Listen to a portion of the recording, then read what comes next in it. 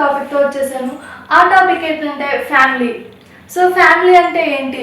Family అంటే ఒకరా, ఇద్దరా, ముగ్గురా, నలుగురా, లేదంటే 10 మందా? ఒకప్పుడు ఫ్యామిలీ అంటే జాయింట్ ఫ్యామిలీ, లైక్ అమ్మ, నాన్న, అక్క, తమ్ముడు, చెల్లి, అన్నయ్య, ఇట్లా నాయనమ్మ, తాతయ్య, పెద్దమ్మ, పిన్ని, బాబాయ్, పెదనాన్న, అత్త, మామ, ఇలా అందరూ కలిసి ఉండేవాళ్ళు. అది ఒక ఫ్యామిలీ. బట్ ఇప్పుడు ఫ్యామిలీ అంటే అమ్మ, నాన్న, ఇంకా మనకి ఎవరైతే తోడుబుడతారో వాళ్ళు అనమాట, లైక్ ఓన్ సిస్టర్, బ్రదర్, వీళ్ళే ఉంటున్నారు ఫ్యామిలీ అంటే. అప్పుడు ఫ్యామిలీ అంటే అంత పెద్ద ఫ్యామిలీ ఉంటుంది. బట్ ఇప్పుడు ఫ్యామిలీ అంటే ఇంత చిన్న ఫ్యామిలీ ఉంటుంది. ఎందువల్ల ఇలా ఉంటుంది? దేనివల్ల సమస్యలు వస్తున్నాయి?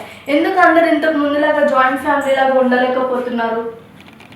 అండ్ ఎక్కడ ప్రాబ్లమ్స్ వస్తున్నాయి? ఎవరిలో ప్రాబ్లమ్స్ వస్తున్నాయి? మనలో వస్తున్నాయా, లేదా మన పక్కన ఉండే వాళ్ళలో వస్తున్నాయా అనేది చాలా కన్ఫ్యూజన్గా ఉంటుంది. సో నేను ఈరోజు దాని మీద క్లారిటీ ఇవ్వాలనుకుంటున్నాను. సో ఫ్యామిలీ అంటే ఇప్పుడు ఒక ఆడపిల్ల వస్తుంది పెళ్లి చేసుకొని అత్తారింటికి. వచ్చిన ఆడపిల్ల ఉండే పద్ధతులను బట్టి ఫ్యామిలీ కలిసి ఉండాలా లేదా విడిపోయి ఉండాలా అనేది ఉంటుంది. సో నాకు తెలిసి ప్రజెంట్ ఉన్న జనరేషన్ వచ్చే కోడల మీద డిపెండ్ అయి ఉంటుంది ఫ్యామిలీ కలిసి ఉండాలా లేదా అని. అది ఎందుకంటే ఇప్పుడు తెలుసుకుందాం. సో ఒక ఆడపిల్ల వచ్చేటప్పుడు వాళ్ళ ఫ్యామిలీలో ఎలాంటి పద్ధతులు ఉంటాయో, అక్కడ ఎలాంటి ఇవి ఫేస్ చేసిందో, సో తనకి అక్కడ మొత్తం కల్చర్ అలవాటు అయిపోయి ఉంటుంది. ఆ కల్చర్కి అలవాటు అయిపోయిన అమ్మాయి సడన్గా పెళ్లి చేసుకొని అత్తారింటికి రావడం వల్ల ఇక్కడ కల్చర్కి అలవాటు పడకపోవడం, ఇంకా ఇక్కడ మనుషుల్ని అర్థం చేసుకోలేకపోవడం, దానివల్ల వాళ్ళని అర్థం చేసుకోలేక ఇటు తన కల్చర్ని అది మార్చుకోలేక చాలా ప్రాబ్లమ్స్ ఫేస్ చేస్తుంది. అలాగే దానివల్ల అత్త కోడళ్ళకి గొడవలు, ఇంకా వైఫ్ అండ్ హస్బెండ్స్కి గొడవలు ఇట్లా జరుగుతున్నాయి. సో దీనివల్ల ఫ్యామిలీ విడిపోతుంది. ఇలా విడిపోకుండా ఉండాలంటే పుట్టింటిలో అంటే ఆడపిల్ల ఎక్కడైతే పుట్టి పెరుగుతుందో అక్కడ అలవాటు చేసుకున్న కల్చర్ని ఇక్కడికి వచ్చేసరికి సడన్గా చేంజ్ చేసుకోలేకపోతుంది. కాబట్టి ఇక్కడ ఎలా చేంజ్ చేసుకోగలగాలి, లైక్ ఎలా ఉండాలి అనేది తెలుసుకుందాం. సో ఇప్పుడు ఏంటంటే ఒక ఆడపిల్ల అక్కడి నుంచి వచ్చినప్పుడు ఇక్కడ అత్తారింట్లో ఉండే పర్సన్స్ డిఫరెంట్ ఉంటారు, వాళ్ళ మైండ్ సెట్స్ డిఫరెన్స్ ఉంటాయి. కాబట్టి వాళ్ళ మైండ్ సెట్స్, వాళ్ళు వే ఆఫ్ థింకింగ్ ఎలా ఉందనేది మనం క్యాచ్ చేయగలిగితే సో సింపుల్ అనమాట.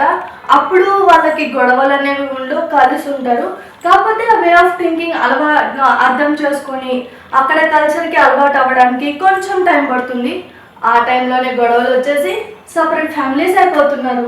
అందువల్ల ఇంతకుముందు లైక్ చూసుకుంటే మన అమ్మమ్మ తాతయ్యలు, వాళ్ళ నాయనమ్మ తాతయ్యలు ఉండే కాలంలో లాగా ఈ రోజుల్లో ఉండలేకపోతున్నారు జాయింట్ ఫ్యామిలీస్ లాగా. సో దానికి రీజన్ ఏంటంటే ఇదే అనమాట. అలా అర్థం చేసుకున్న టైంలో గొడవలు అవ్వకుండా, గొడవలు అయినా సరే అర్థం చేసుకునేటట్టు ఉండాలి. అటు అత్త అయినా, ఇటు కోడలైనా, హస్బెండ్ అయినా, మామైనా, ఎవరైనా అర్థం చేసుకునేలాగా ఉండాలి. కాబట్టి అండ్ ఇంకొక వన్ థింగ్, ఒక ఆడపడుచు ఉంటుంది ఆ ఇంట్లో. వైఫ్కి అంటే వచ్చిన హస్బెండ్ అంటే ఆ వైఫ్ హస్బెండ్ ఉంటారు కదా, ఆ హస్బెండ్కి ఒక చెల్లెలు ఉంటుంది. వచ్చిన అమ్మాయికి తను ఆడపడుచు అవుతుంది. ఆడపడుచు అంటే అర్థం కూడా అంటారు. కాబట్టి ఆ అమ్మాయి కూడా పెళ్లి చేసుకొని వెళ్తుంది. తను ఇక్కడికి వచ్చినప్పుడు కేర్గా చూసుకోవాలి. ఎందుకంటే మనం ఒకటి నుంచి వచ్చిన వాళ్ళమే. మనం ఆ ఇంటికి వెళ్తే మనకి ఒక అన్నయ్య అండ్ తమ్ముడు ఎవరొకరు ఉంటారు. వచ్చే వైఫ్ మనల్ని ఎలా అయితే కేర్ చేయట్లేదని బాధపడతామో, మన ఇంట్లో మనము మన ఆడపడుచుని కేర్ చేయట్లేదని అలాగే బాధపడుతుంది. సో తనని అలాగే ట్రీట్ చేయాలి. అండ్ ఉన్న మర్దిని, ఇంట్లో తనకి తమ్ముడు ఉండొచ్చు, లైక్ అన్నయ్య ఉండొచ్చు, వాళ్ళని కూడా మనం ఎలా చూసుకోవాలంటే మన సొంతగా పుట్టిన అన్నదమ్ములలాగా చూసుకోవాలి. ఎందుకంటే వాళ్ళు పరే వాళ్ళు కాదు. మనం అక్కడ నుండి ఇక్కడికి వచ్చేసామంటే మనం మేబీ అక్కడ 20-25 ఇయర్స్ ఉంటాం, కానీ అత్తారింట్లో చచ్చేదాకా ఉంటాం. కాబట్టి అక్కడ కల్చర్ కన్నా అది మర్చిపోయి ఇక్కడున్న కల్చర్ని అండ్ ఇక్కడున్న పర్సన్స్ని అర్థం చేసుకోవడంలోనే చాలా ఉంటుంది. కాబట్టి ఆ కల్చర్ని మర్చిపోయి ఇక్కడున్న కల్చర్ని అర్థం చేసుకొని వీళ్ళందరితో కలిసిపోయి చాలా ఆనందంగా ఉండడానికి ట్రై చేయండి. అప్పుడు మీ ఫ్యామిలీ ఇంత చిన్న ఫ్యామిలీ కాకుండా ఇంత పెద్ద ఫ్యామిలీ లాగా ఉండడానికి చాలా బాగుంటుంది. సో ఆ ఇంట్లో పెద్దలు, పిల్లలు అందరు చాలా సంతోషంగా ఉంటారు. కాబట్టి అంటే లైక్ అలా పోట్లాడకుండా ఏమన్నా గొడవలు వచ్చినా సరే అర్థం చేసుకొని అందరూ కలిసి ఉండేలాగా ట్రై చేయండి. అండ్ నేను మాట్లాడిన టాపిక్ ఎలా ఉందో చూసి కామెంట్ చేయండి. అలాగే ఈ వీడియో నచ్చితే లైక్ చేయండి, షేర్ చేయండి. మరిన్ని వీడియోస్ కోసం మా TFCC లైవ్ ఛానల్ని సబ్స్క్రైబ్ చేసుకోండి. Thank you all. హాయ్ అండి, నేను మీ కార్తికేయ. TFCC లైవ్ ఛానల్ని లైక్ చేయండి, షేర్ చేయండి, సబ్స్క్రైబ్ చేసుకోండి. This is Nikhil. TFCC ఛానల్ని ఎంకరేజ్ చేయండి, లైక్ చేయండి, subscribe. Hello, this is heroine Alekhya Angel. TFCC live ఛానల్ని లైక్ చేయండి, షేర్ చేయండి, సబ్స్క్రైబ్ చేయండి. TFCC ఛానల్ని లైక్ చేయండి, షేర్ చేయండి, సబ్స్క్రైబ్ చేయండి.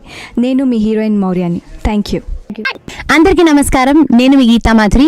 TFCC లైవ్ లైక్ చేయండి, షేర్ చేయండి, సబ్స్క్రైబ్ చేయండి. హాయ్ అందరికీ నమస్కారం, నేను మీ Madhupriya. Please like share subscribe to TFCC live. Please subscribe TFCC channel like చేయండి, షేర్ చేయండి. TFCC ఛానల్ని లైక్ చేయండి, షేర్ చేయండి, సబ్స్క్రైబ్ చేయండి. Hi, please subscribe TFCC. Hello, this is your all supplicants. Please do subscribe TFCC live channel. Thank you so much. Please do subscribe to TFCC live channel and like, share and subscribe చేయండి. Hi, నేను మీ Vijay Shankar. TFCC channel do subscribe, like చేయండి, share చేయండి. Thank you. నమస్తే, నేను మీ Karthika. TFCC ఛానల్ని share చేయండి, లైక్ చేయండి, సబ్స్క్రైబ్ చేయండి. అందరికీ నమస్కారం, I'm your favourite actress Ankita Maharana. Like చేయండి, షేర్ చేయండి, సబ్స్క్రైబ్ చేయండి. TFCC live. Love you all.